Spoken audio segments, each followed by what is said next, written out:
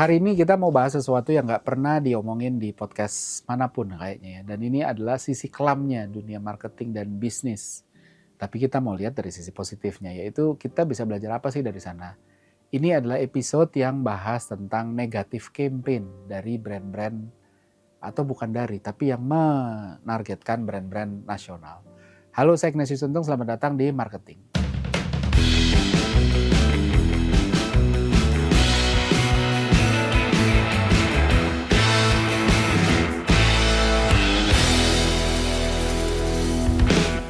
Kita udah bahas banyak banget topik-topik tentang keberhasilan dan kejeniusan marketing ya. Kali ini saya mau bahas sisi gelapnya dunia bisnis dan marketing. Tapi untuk diambil pelajaran positifnya aja. Negatif campaign ini berawal dari persaingan antar brand yang kompetitif.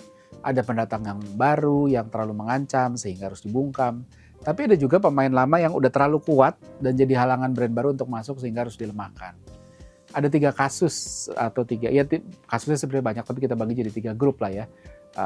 Mari kita mulai aja, tapi sebelum dimulai, disclaimer bahwa konten ini tidak ditujukan untuk mendiskreditkan brand tertentu. Karena toh, saya tidak akan menyebut satu brand pun sebagai tertuduh pelaku dari negatif campaign tersebut. Karena memang pelakunya juga saya nggak tahu gitu ya. Tapi ya kita lihat aja. Yang pertama adalah persaingan di antara 3 raksasa air mineral, AMDK.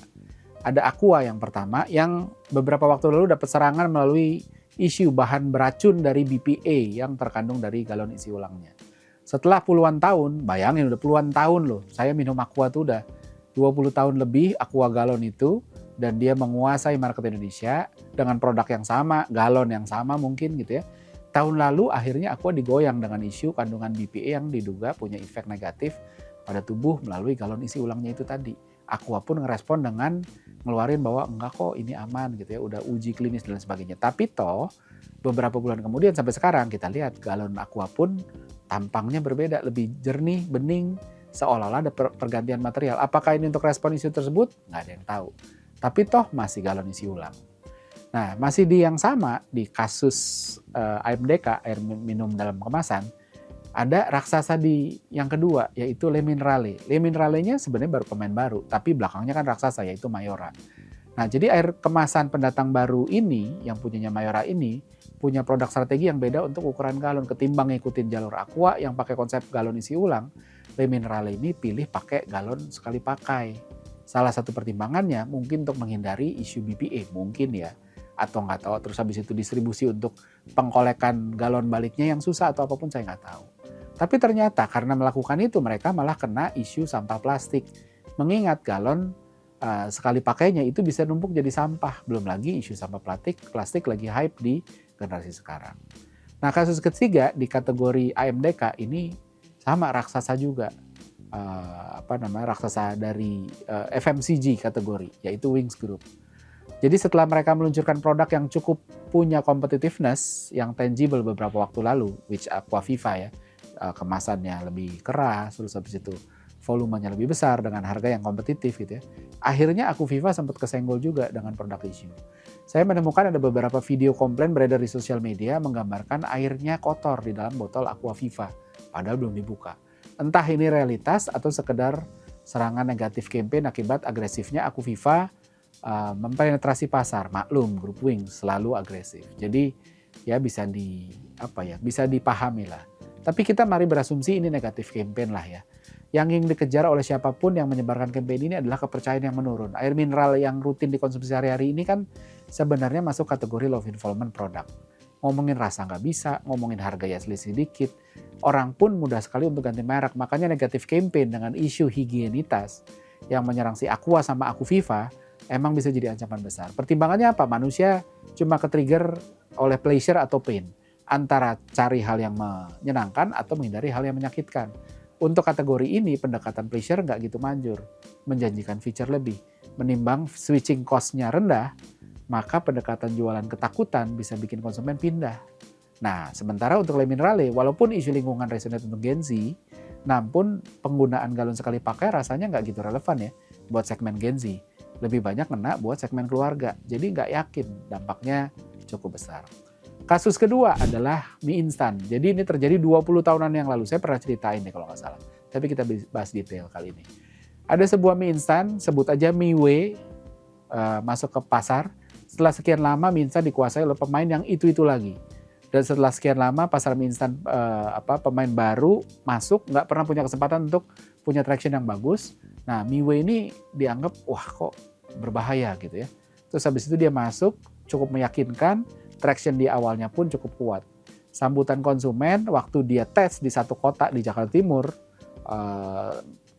ini kantor pusatnya mereka lah ya di daerah sana, dia tes di sana dulu, hasilnya bagus. Dibilang wah ini enak, ini lebih enak dari mie sebelah gitu ya. Nah setelah pede maka si owner pun meluncurkan mie Wei secara nasional. Iklannya pun gencar bukan main, menggugah rasa penasaran konsumen. Hingga akhirnya mendadak di awal-awal launching ini mie Wei ini hilang dari pasaran. Semua produk mie Wei ini di supermarket kosong melompong. Begitu juga dengan minimarket, stok mie Wei ini kosong melompong di mana-mana gitu ya. Nah, beredar isu bahwa produk ini diborong oleh pesaing yang merasa terancam, walaupun nggak disebutin pesaingnya mana. Nah, tapi apa yang coba dikejar oleh mereka dengan melancarkan negatif campaign ini? Tujuannya adalah menurunkan intensi untuk mencoba mie baru ini. Bayangin rasa penawaran yang besar, penasaran yang besar ini untuk coba mie baru. Ini kan abis itu diomongin orang terus jadi udah cobain itu belum, udah coba kan akhirnya dorongannya gede. Tapi ketika terus habis mereka coba beli, datang ke pasar, terus nggak ditemuin, maka akhirnya orang akan malas mencoba gitu. Cuma pertanyaannya adalah sampai kapan yang memborong ini sanggup untuk terus ngeborong. Nanti kan juga ujung-ujungnya nggak kuat juga dan akhirnya benar. Habis itu dibuka lagi terus habis itu masuk. Tapi cukup mengganggu di awal. Benar, tapi kesabaran orang untuk mencoba juga nggak bertahan selama-lamanya gitu ya. Begitu harapan orang untuk mencoba turun, maka ketersediaan produk pun nggak begitu menggerakkan sales gitu ya. Dan hal ini membuktikan bahwa apa? Bahwa product availability itu penting. Mirip kayak cara orang diet adalah paling bagus itu diet apa? Mulai stop stok snack di rumah. Karena ketika ada stok snack di rumah, maka kita dengan mudah tergoda, lagi nganggur, ngemil dulu, dan lain sebagainya. Ketika kita udah terbiasa untuk nggak ngemil, maka stok snack nggak akan mengganggu lagi. Tapi ketika awalnya, stop dulu. Jadi brand owner harus selalu bisa jaga availability produk untuk mendorong penjualan. Bukan cuma di level ada di kota mana, tapi bahkan mikirin produk availability-nya di dekat konsumen, supaya lebih nge-trigger urgency. Nah, gimana dengan kasus ketiga? Kasus ketiga adalah industri media. Ini juga saya pernah spill deh beberapa waktu lalu. 20 tahun lalu juga ada sebuah media pendatang baru, sebut aja M. Dia masuk ke pasar yang udah ada pemain yang dominan di kategori tersebut. Gitu. Seminggu awal dia masuk, langsung punya traction bagus. Masuk minggu kedua dia mulai diganggu. Pagi-pagi, karena biasanya orang konsumsi media ini pagi-pagi gitu ya. Media ini nggak bisa didapetin di mana-mana. Padahal waktu itu pola konsumsi media maunya pagi gitu. Dan begitu udah siang baru muncul lagi. Jadi mirip-mirip kayak kasusnya mie instan tadi, ada gangguan distribusi gitu ya. Tapi di waktu tertentu. Nah selain itu distribusinya pun juga diganggu. Jadi media ini cuma bisa dijual melalui, ada dua sebenarnya, ada yang langsung, ada yang lewat agen distributor lah gitu ya. Nah distributornya ini kan jualan merek-merek lain juga. Nah ada pesaing yang mungkin lebih besar yang dia ngancam distributor. Lu kalau jualan media itu ya nggak gue kasih media-media gue. Dan akhirnya ya mereka nggak berani lah ya si agen-agen ini. Dan akhirnya media baru ini harus ngebangun keagenan distribusi yang baru. Dan ini cukup mengganggu lah ya ininya. Nah apa yang bisa dipelajari dari sini? Lagi-lagi distribusi dan availability penting. Ketika marketing berhasil ngebangun demand, maka pada akhirnya distribusi dan availability jadi penentu. Karena begitu udah tertarik dan nggak ada, maka demand-nya pun jadi kadaluarsa. Ada resikonya nggak sih jadi brand yang bermain dengan negatif campaign, nyebarin negatif campaign terhadap kompetitor? Udah pasti ada. Begitu ketahuan, maka yang mereka lakuin, maka empati orang akan, orang jadi udah deh, ini jangan pakai yang itu deh. Apalagi Indonesia.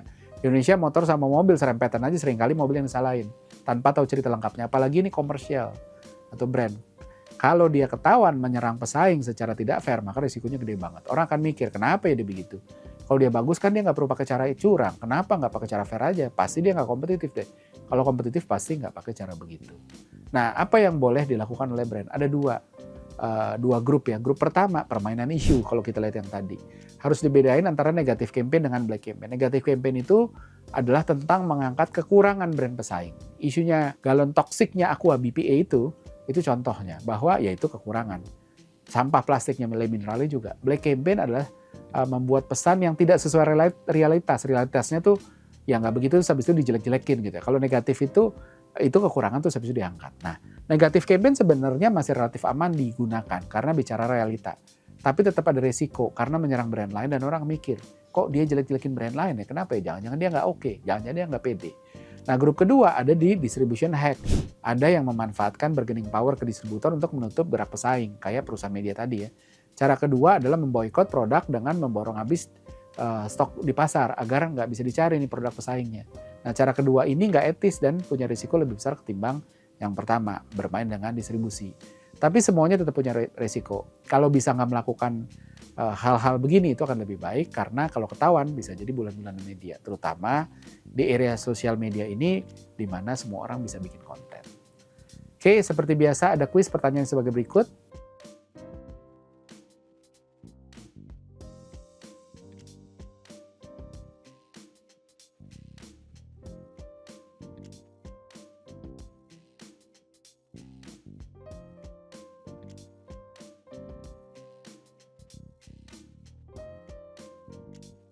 Pemenang dari episode kali ini bisa disaksikan di episode selanjutnya, maka dari itu selalu saksikan Marketing di Marketers TV. Saya Ignatius Untung, pamit undur diri.